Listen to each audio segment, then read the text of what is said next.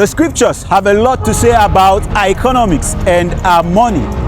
However, much of the time, we don't drift into these areas of conversation, preferring rather to keep the subject private, unless we are speaking about money from the point of view of God wanting us to have more of it to ourselves. Most of what the scriptures say about money is that it is essential for justice. How we use it to care for the needy lies at the heart of our love for God and issues around discipleship, following Jesus.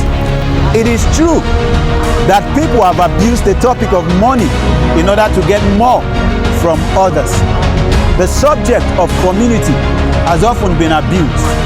Nevertheless, these themes are at the center of what Jesus taught and lived, as they were also in the early church.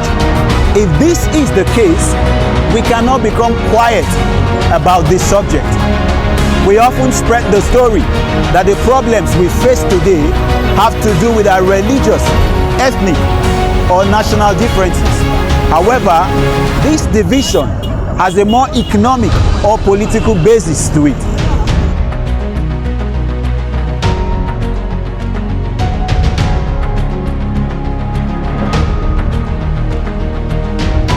The gap between the rich and the poor has increased significantly in recent decades.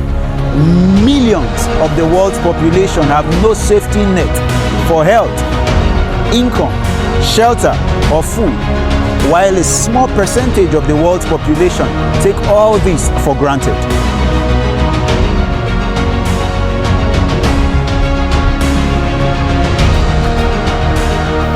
Religion can serve very negative agendas if we allow it to sanctify our fears and tread upon the humanity of others.